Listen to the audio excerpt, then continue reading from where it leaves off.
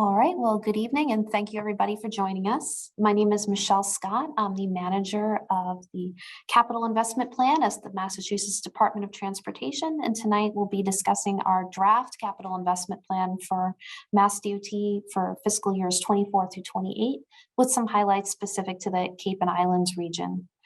To get things started, I'm going to turn things over to my colleague, Risa Kwame, who's going to go over the meeting procedures. Thank you, Michelle. My name is Raisa Kwame, and I'm one of the MassDOT producers this evening, alongside Chris Clem, who will help facilitate the question and comment session. Let's take a minute to review your Zoom controls. On the bottom of your screen, you will find your audio settings. Your microphone is muted during the meeting, but you will have the opportunity to speak during the questions and comments session at the end of the presentation by using the raise hand function to indicate you wish to speak. You can rename yourself by clicking the participants button to open the participants list, finding your name and then clicking rename. If you have questions or comments during the presentation, you can put them in the chat box and we'll address them during the question and comment session. If you need to attend the meeting by phone, please dial 1-301-715-8592, enter the meeting passcode 847-8423-4287, and enter the passcode JOIN. If you are experiencing technical difficulties and require assistance, please dial 508-744-1232. Finally, you may view live closed captioning generated by Zoom by selecting the CC icon at the bottom of your screen.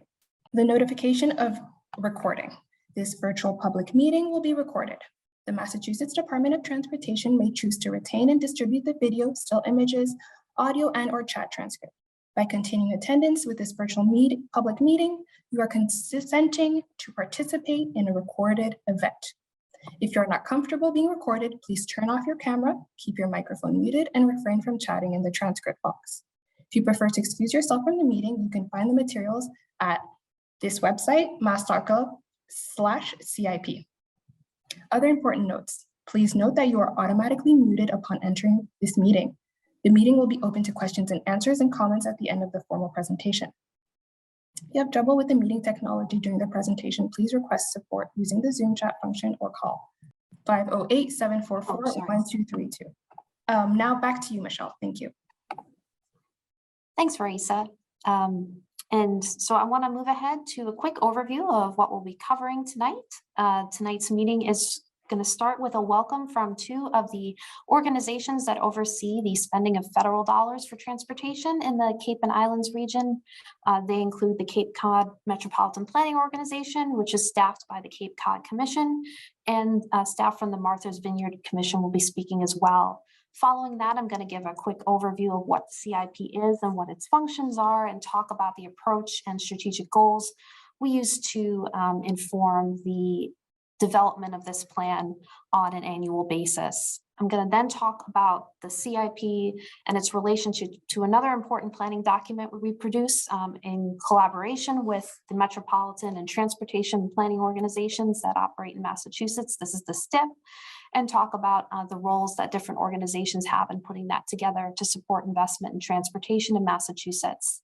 From there, I'll talk about some of the funding sources that pay for transportation investments in the Commonwealth, provide an overview of spending and some highlighted investments specifically in the Cape and Islands region, talk a little bit about how to use and explore the CIP materials that we have, including our document, our interactive story map.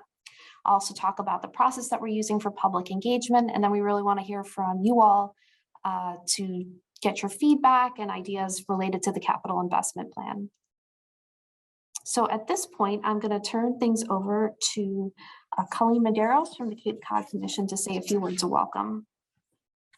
Good evening, everyone. My name is Colleen Medeiros. I am the Transportation Program Manager at the Cape Cod Commission, and we're happy to be here tonight. And thanks to MassDOT for hosting this outreach meeting to hear more about the CIP. We're thankful for the collaboration with MassDOT on many of the priorities in the Cape Cod region, from bridges, intersections, bike paths, transit, and our rail infrastructure. We are glad to see key projects such as the Bass River Bridge replacement in Dennis Yarmouth, Route 151 corridor improvements in Mashpee, a Shank Painter Road Complete Streets project in Provincetown, as well as a Safe Routes to School sidewalk project in Harwich, and support for bus electrification on Cape Cod. And importantly, as we all know, the Cape Cod Canal bridges and the canal area are a vital piece of infrastructure to our region that are in need of attention. And we appreciate the allocation of funding for early construction and utility activities, as well as MassDOT's commitment for providing support for construction funding for this once in a lifetime project. So again, we are very grateful to be here and collaborate with MassDOT on this meeting. We appreciate the opportunity. Thank you. Thanks so much, Colleen. Now I'd like to turn things over to Mike Morrow from the Martha's Vineyard Commission. Thank you, Michelle. Good evening, everybody. Thanks for taking the time to join us tonight. Just like to echo a lot of the same things that Colleen had mentioned. Our collaboration with our state and federal partners. Martha's Vineyard is a different type of geography and population than the rest of the Commonwealth. We don't really see a lot of we do a lot of transit, a lot of highway and aeronautic planning. We don't really see, obviously, a lot of bridges and whatnot, but as the Cape bridges are the gateway to the island as well, we also play a big part in this as well. So just happy to be here and just want to thank everybody for their participation. Thanks so much, Mike.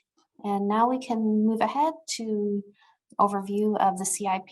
So this is really an important guiding document for developing budgets and policy at MassDOT, particularly with respect to capital expenditures. So the capital investment plan is a 5-year fiscally constrained plan that really directs the spending of state and federal funding to a range of capital investment activities in the Commonwealth. This includes planning, construction, and maintenance of our transportation network. And we update this annually to look ahead to the next 5 years and what planned investments will look like. This plan covers a variety of modes ranging from roadways and complete streets to bridges, separated bicycle and pedestrian facilities, support for the Commonwealth's transit systems, its airports, its rail network, and even things like the registry of motor vehicles and the customer service resources that are available there. So we form the CIP through 3 foundational priorities, which are highlighted in that diagram on the top right-hand corner of the slide. These include reliability, which is focused on maintaining and improving the condition of the baseline transportation assets that make up our network. Moving beyond that to modernization is a focus on making the system safer, increasing accessibility, and also helping to accommodate growth and support economic vitality. And then when we're looking to that 3rd expansion priority, we're really thinking about how we can accommodate new modes, a diverse range of modes on the transportation network, and also expand those networks where possible. For example, expanding connections within the state's bicycle and pedestrian networks. So these 3 foundational priorities inform the way we set investment programs, which in turn direct funding to specific kinds of projects. And I'll talk more about that investment program and project level as we go further along in the presentation.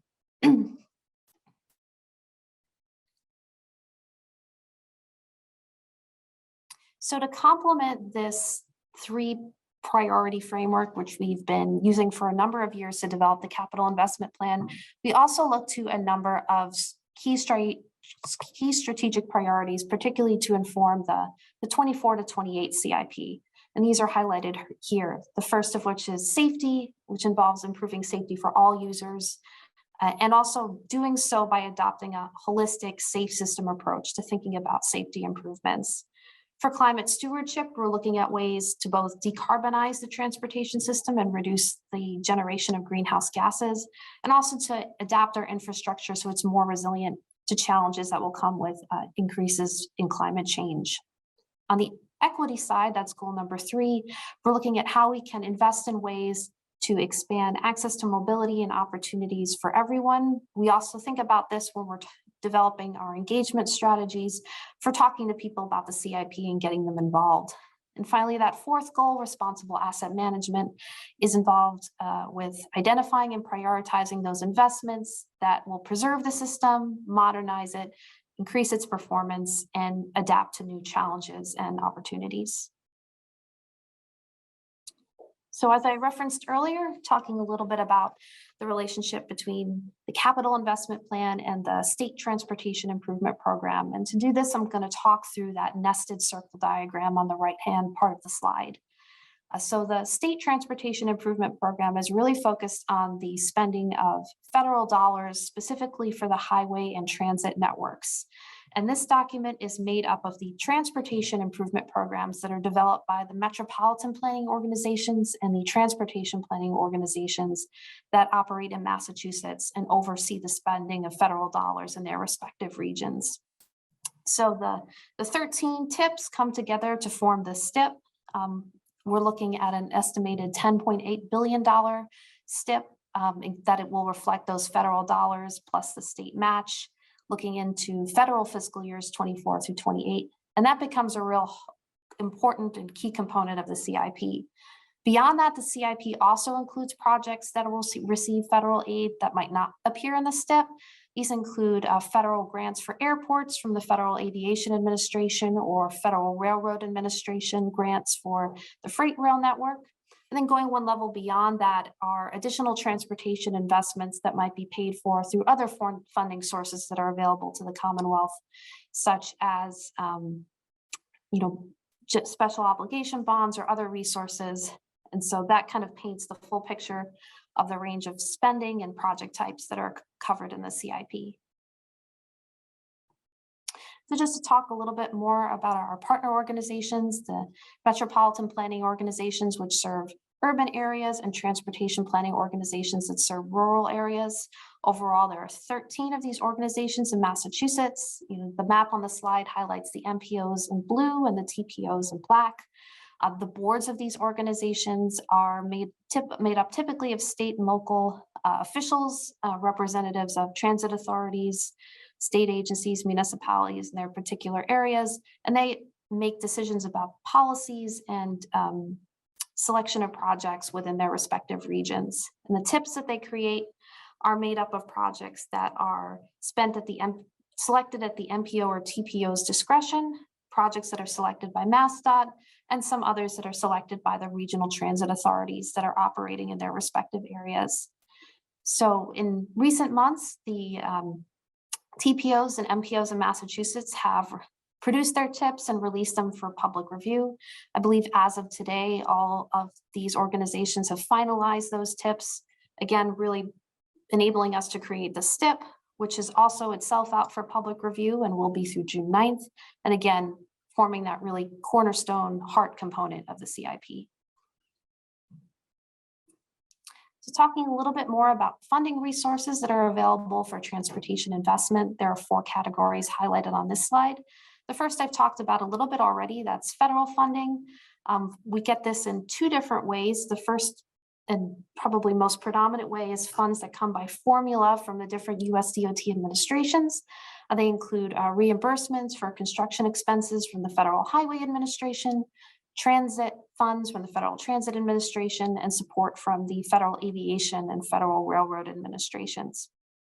In addition to funds that come by formula, USDOT has also established a number of competitive discretionary grant programs where states and localities can apply for specific projects and potentially get awarded funding. And those dollars are reflected in the CIP if awards are made to MassDOT or other organizations in the Commonwealth. In terms of state funding, one key source is state bond cap, which is funded with general obligation bonds. This goes to provide the state match typically for the federal dollars we receive. In other cases, there may be special bonds that pay for particular transportation initiatives, such as the Accelerated Bridge Program or the Rail Enhancement Program. Looking to other sources, toll facilities, the revenues that we get from tolls collected on the Metropolitan Highway System or the Western Turnpike can in turn be used to pay for improvements on those specific facilities. And then finally, we have a variety of other sources that may pay for transportation. For example, the Central Artery Tunnel Project Repair and Maintenance Trust Fund, which supports ongoing maintenance and improvements to the Central Artery in Boston. To talk a little bit more about funding and some recent factors that have really helped shape our current and upcoming CIP, a real important factor, of course, is the enactment of the Bipartisan Infrastructure Law back in 2021. This was a federal law that establishes the funding levels that states receive by formula for transportation investment. And generally, we're seeing an increase in those funds compared to prior years. And these cover federal fiscal years 22 through 26 and allow us to inform our assumptions about what's available for 27 and 28. And this becomes the basis of estimates of state funding that we can use to match those federal dollars. So in addition to these increases in existing programs, one thing we've seen through the Bipartisan Infrastructure Law as well is the creation of a number of new programs that the Commonwealth is working to respond to through its investment approaches. One example, the 24 to 28 CIP includes a new resiliency program. This is designed to spend funding through the brand new Promoting Resilient Operations for Transformative, Efficient, and Cost-Saving Transportation Program. This is also known as PROTECT. Other examples include a new National Electric Vehicle Infrastructure Program. This is really focused on expanding access to charging infrastructure, particularly along interstates, and MassDOT has developed a plan to deploy charging resources and move ahead in that area. And finally, the BIL also created a new carbon reduction program to support a variety of investments designed to decarbonize the system. MassDOT is currently working on formulating a strategy for making these investments with Massachusetts Executive Office for Climate and the Executive Office of Energy and Environmental Affairs. In addition to these changes, we're seeing ongoing increased funding for bridges, which we saw when developing our CIP last year and carrying forward to the one we're creating for 24 through 28. We're also seeing increased funding for transit, specifically to support travel for seniors and people with disabilities. When talking about funding sources earlier, I alluded to discretionary grants. The Bipartisan Infrastructure Law authorized approximately $110 billion in existing and new grant programs. And should any grants be awarded to MassDOT, like I said, the CIP will include both federal funds and any required match. One other factor that's shaping our opportunities for investment is increased tolling revenues as we're starting to bounce back in terms of travel activity following the start of the COVID-19 pandemic. We're seeing increased toll revenues on these facilities, which creates new opportunities to reinvest in those important parts of the network. So this slide here highlights kind of a big picture of spending throughout the CIP, just as some visual cues. Coming back to those three priority areas I mentioned earlier, reliability, modernization, and expansion. You can see reliability highlighted in green, modernization in blue, and expansion in black. That table up at the top highlights spending by different modal divisions within MassDOT.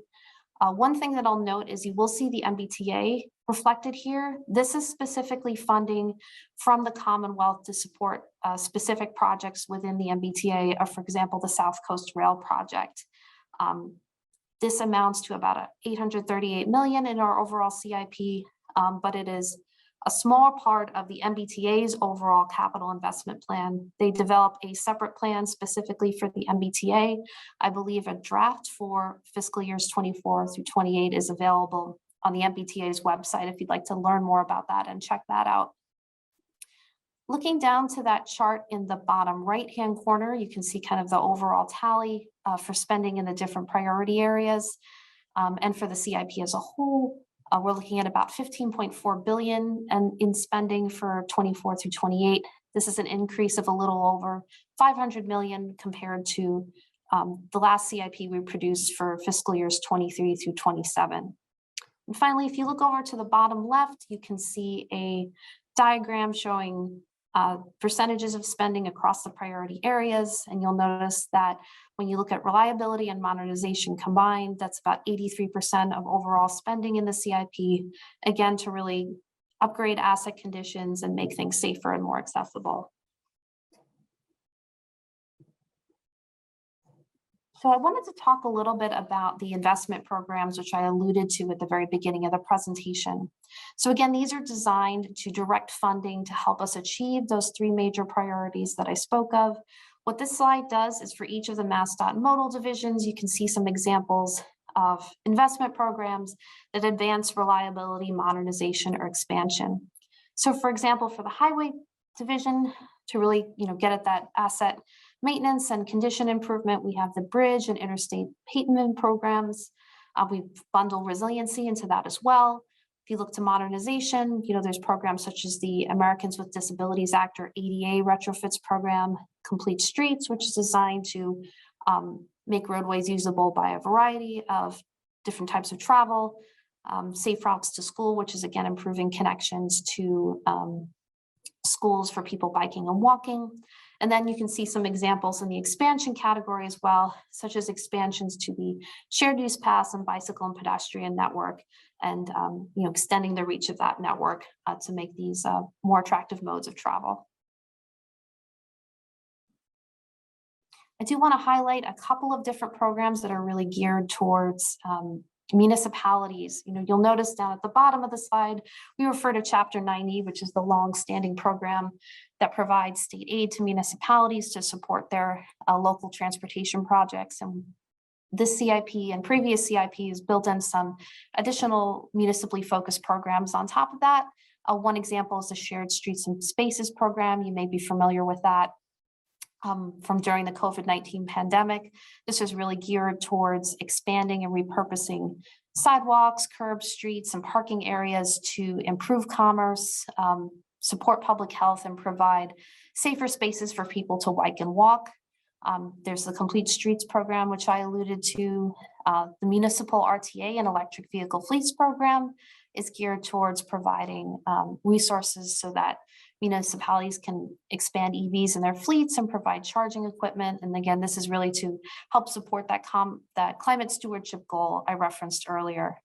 Other examples include the Municipal Small Bridge Program, which is designed to help communities replace, preserve, and rehabilitate bridges that are between 10 and 20 feet long and are either posted for weight restrictions or are considered structurally deficient.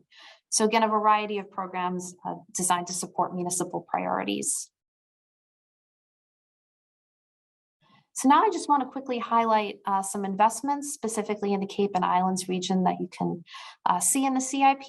These are organized by division, by location, by some investment details that describe the nature of the project. You can see spending specifically coming up next year, fiscal year 24, which starts July 1st. Spending plan for over the full 5-year CIP period, and then the total cost of the project.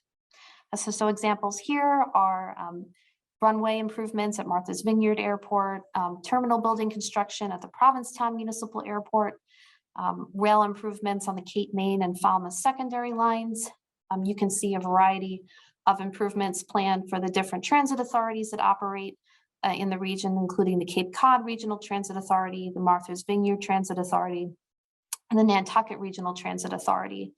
And you'll notice for the Cape and Martha's Vineyard, there's specific investments for electric vehicles and for battery storage. And again, these are really important supports to the Commonwealth's climate stewardship goals. Again, here we have some investments specific to highway, and there's a lot of different modes represented here as well. For example, looking ahead to supporting investments in the Cape Cod bridges with some funding dedicated for design, utility, relocation, and early construction. Improvements to different roadway network, parts of the roadway network or intersections. For example, the corridor improvements on Route 6 in Provincetown, or intersection improvements in Orleans, Route 28 and on Route 39. Other examples include for bicycle and pedestrians, rail trail construction, the first phase of the Bourne Rail Trail. Also in that safe routes to school category I alluded to earlier, planned improvements near Harwich Elementary School in Harwich. So again, a diverse range of modal improvements. And again, this is just a snapshot, and I'm going to talk in a minute about how you can see the full range of projects in your area that are listed in the CIP. So our document for the CIP includes a number of different components that really outline the different plans for spending that we have coming up over the next 5 years.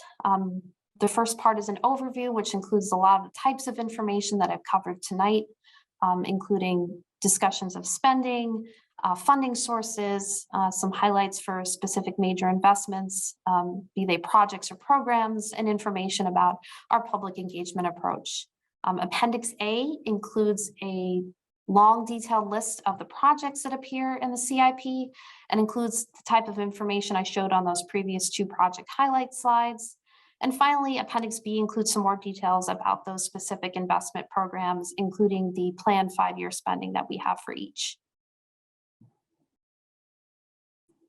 So to get the word out about the CIP, we're engaging the public in a number of different ways. One approach is through the document formats that we're using. We have our information available in a PDF, but also in an interactive story map. So you can use that to explore some of the data visualizations we have that show different levels of project spending in different areas. So that's one resource. We're holding these 6 public meetings. We've started them last week and are continuing through next Monday to share information about the CIP and collect public feedback. And again, the meetings follow a pretty standard format with me providing an overview and then talking a little bit about projects specifically in the area. So we have one more coming up next Monday. If you know someone who is interested but wasn't able to make it tonight, we're taking comment on any aspect of the CIP at any meeting. So we definitely encourage folks to come to meetings, even if they're outside of their specific region. So this slide highlights the full range of meetings that we've held in different parts of Massachusetts. Our meeting coming up on Monday, which will be virtually at 6 p.m. is focused on the Central Mass region specifically, but we'll have kind of the same general CIP content. Other opportunities for engaging with the CIP include commenting through our CIP online comment tool, and I'll talk a little bit about how that's structured in a minute. For email, you can contact us at masscip@state.ma.us. We also take physical letters. At the close of the presentation, I'll talk about how you can write to us and the address where you can do that. And we definitely encourage you to continue an ongoing relationship with your municipal leaders and your MPO or TPO to share information about your transportation priorities and what you'd like to see investment look like going forward.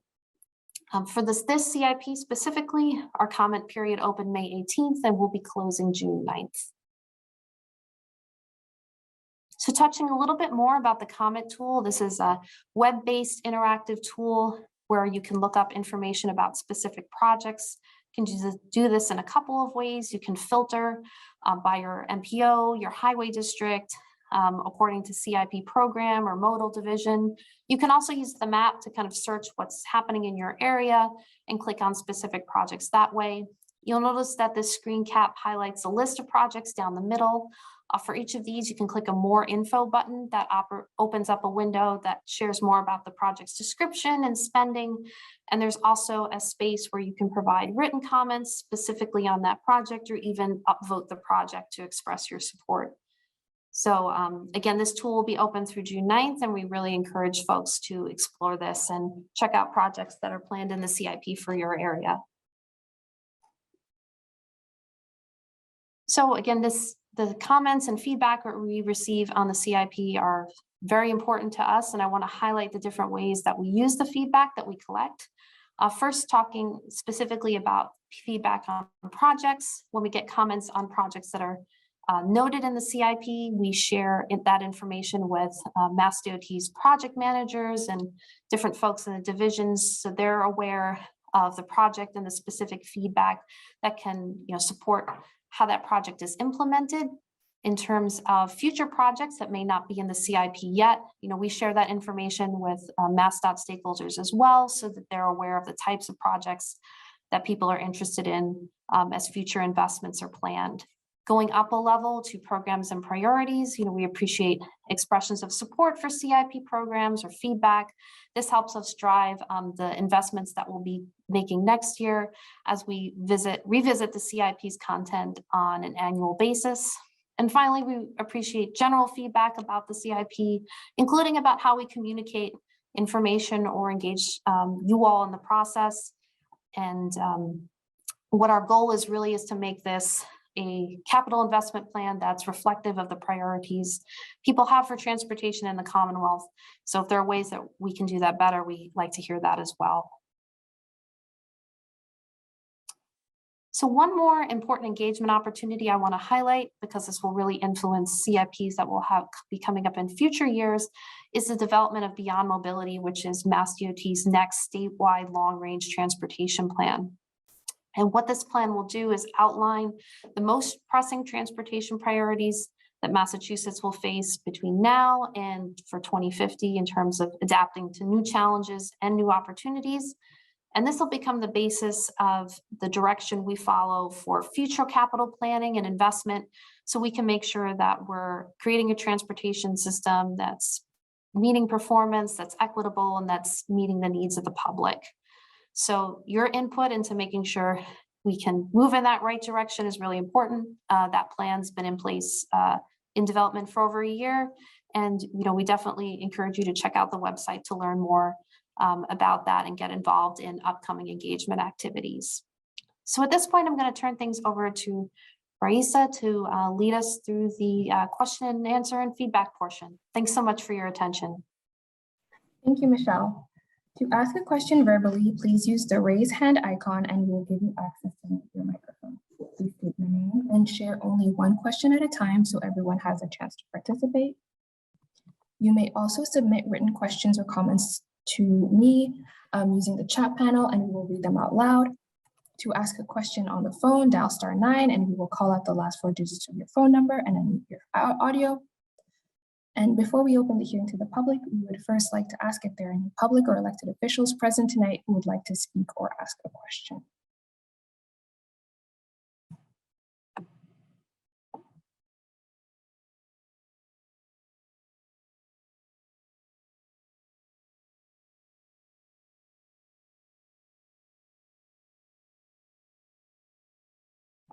So thank you.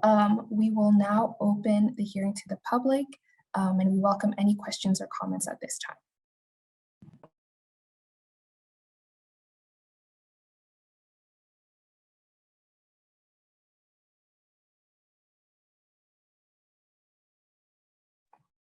Hi, Kristen Alexander. I've unmuted you. Thank you so much.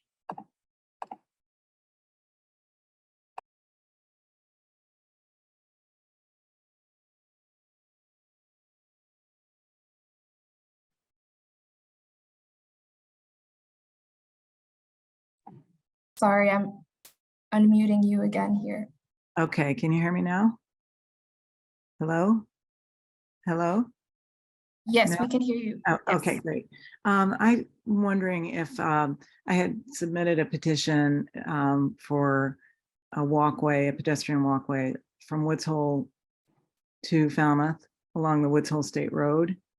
It's become a really dangerous pathway for traffic and pedestrians and going in and out of the side streets.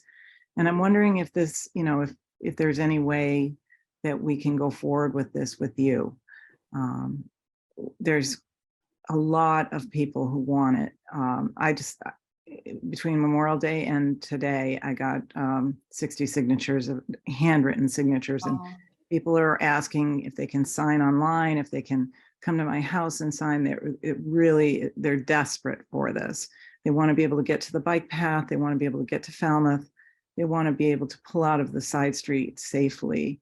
And there really is no buffer along that road. And it's a state highway with a lot of traffic going to the Vineyard, going down to Woods Hole. And it's changed significantly over the last couple of years. And So I'm wondering what we can do. Is there any way that you can help us with that? Thanks, Kristen. And I did receive the copy of the petition you sent. So thanks so much for sending that in and for being here tonight to kind of really lay out, the concerns you have about, pedestrian access on that part of the network. And that's information that we'll be definitely sharing with the MassDOT Highway District that's in the area, which I believe is District 5. And we'll be sharing that with MPO, the Cape Cod Commission as well. So they're aware of that project need. And that's really a way to kind of get the information started with those parties to figure out what the options will look like going forward. So we'll definitely be providing support in that way. Okay, thank you.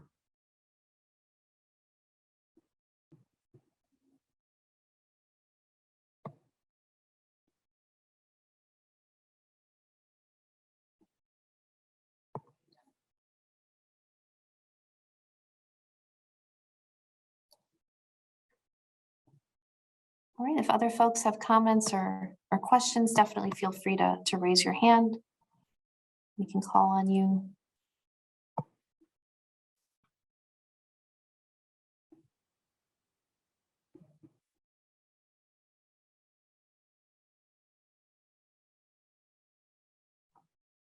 Okay, well, thank you for your questions and comments today. I will now hand it back to Michelle to close out our meeting. Thanks, Raisa. And what I'd like to do is just kind of recap for the final time some of the different ways that you can reach out to us about the CIP. You can find all the materials and resources that I referenced at mass.gov/CIP, including the document, the story map, and the appendices with the different details about the projects. There's also a general copy of the presentation that's posted there.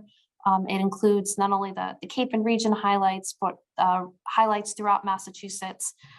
So if you want to refer to the slides later, that's available also. To send us comments, you can write to us at masscip@state.ma.us. You can input comments that you have through the online comment tool. And finally, I mentioned earlier, if you'd like to send us a written letter, definitely welcome those as well. You can send those to MassDOT, Office of Transportation Planning, attention the Manager of Capital Planning at 10 Park Plaza, room 4150, Boston, Massachusetts, 02116. And with that, I want to thank everybody for coming tonight and for your interest in the CIP. And I hope you have a great rest of your evening.